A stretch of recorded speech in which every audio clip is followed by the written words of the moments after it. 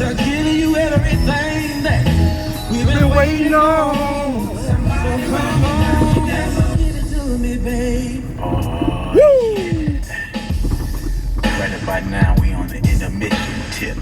Intermission tip. So all you ladies old go school. get your towels, you know what I'm saying? Classic. H-Town. Cause it's laid out like that, you know. My town, But baby. wait a minute, we ain't through. Kick the fan.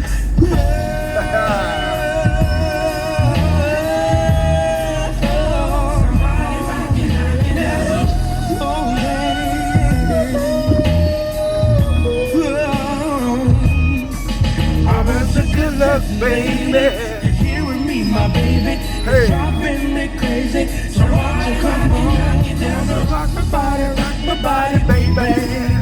Wanna rock my body. Yeah. I wanna lay you down. Lay you down.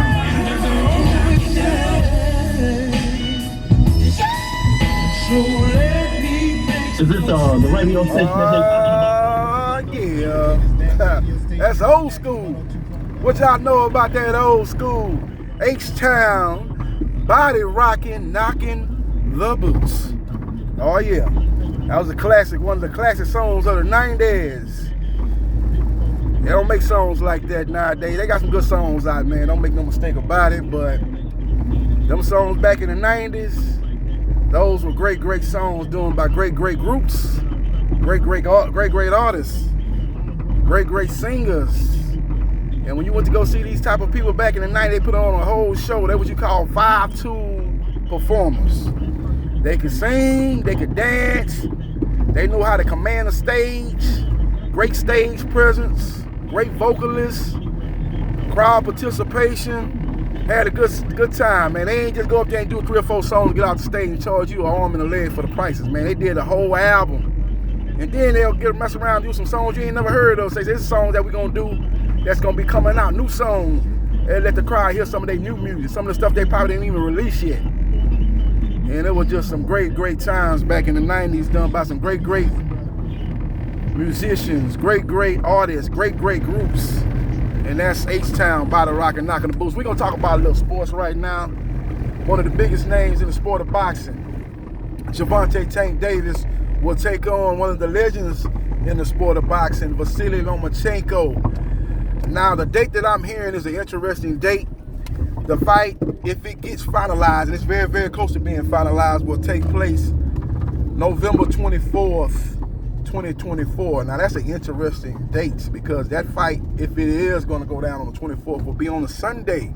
Now Tank Davis has fought on a Sunday before when he took on Pitbull Cruz a couple of years ago. That fight was on a Sunday, but I don't know if I would be trying to make this fight happen on a Sunday if I'm trying to put this fight together.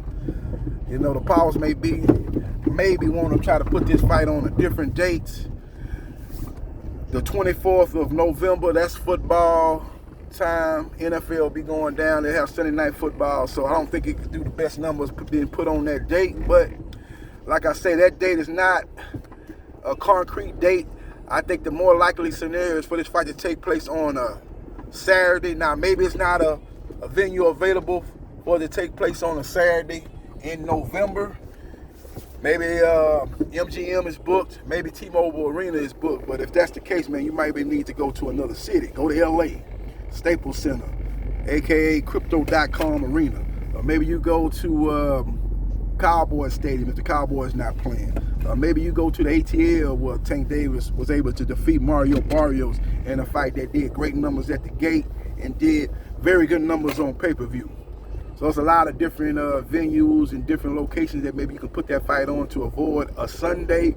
But that's the date that Gervonta Tank Davis's trainer, Kenny Ellis, said on his podcast that they're looking at November 24th. So we will see what happens and we will see what transpires. But very interesting developments in the sport of boxing. Gervonta Tank Davis versus Vasily Lomachenko is a fight that has been talked about for several years, going all the way back to 2017 when Vasily Lomachenko got on his Twitter page and called out Tank Davis and his promoter, Floyd Mayweather Jr., saying that it would have been an honor to fight you, Floyd Mayweather Jr., in your prime, but stop hiding your fighter, your number one pupil, your prized possession, Gervonta Tank Davis. When Floyd Mayweather Jr. was going back and forth with his protege, Gervonta Tank Davis, they were having beef. He said that he was going to call Bob Arum and make the fight happen between Davis versus Lomachenko. Davis, after hearing that, said that Floyd was trying to set him up, basically saying he's not ready for Lomachenko, that Floyd is trying to get him beat because he's mad that Tank Davis and him wasn't seeing eye to eye. With all that being said, Tank Davis versus Lomachenko is very, very close to coming to fruition. It's a fight that's very, very exciting. You got the number one guy in the division in Tank Davis versus the number two guy in the division, Vasyl Lomachenko. Tank Davis is the WBA champion at 135. Vasyl Lomachenko is the IBF champion at 135. So it will be a unification. And the Ring Magazine title will be on the line also. And what that means is the winner of this fight will be the unquestioned number one top fighter at 135 pounds. They will be the man that beat the man that beat the man that beat the man in the lightweight division. So we will see what happens, and we will see what transpires. Now, both guys are southpaw. That means that they're power punches from the left hand. Both guys have made their living setting up that shot. Both guys are very versatile fighters. Both guys have very strong resume. Now, when you look at the power advantage, there's no guy that hits harder than Tank Davis. Davis is a guy that has power. And this is something that we do not see in the lower weights. That's what makes Tank Davis one of the most exciting fighters in boxing. Anytime you talk about fighters fighting below 147 pounds, a lot of those guys are accumulation punchers. And what I mean by that is they don't have the punch to knock guys out with one punch. They're not masters of the one-hitter quitter. They're guys that have to break you down systematically. It's got to be accumulation that happens over rounds that ends up prevailing for them as far as stoppages, TKOs, and knockouts and knockdowns. That's not the case with Tank Davis. He touches you one time, he can put you to sleep like he gave you some NyQuil. That's what separates him from all the other guys 147 pounds and below. And that's what makes him the money man when you're talking about fighters fighting at 147 pounds and below. 147 and up is Canelo Alvarez as the money man, the draw, the face of boxing. 147 pounds and below is Gervonta Tank Davis. Make no mistake about it, very much is looking forward to this matchup. Can't wait for it to happen.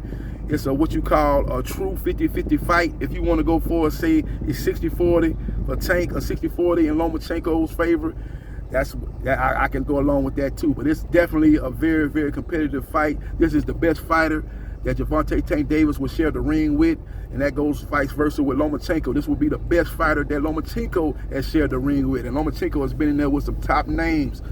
He's been in there with the Nicholas Walters. He's been in there with Gabriel Regendahl.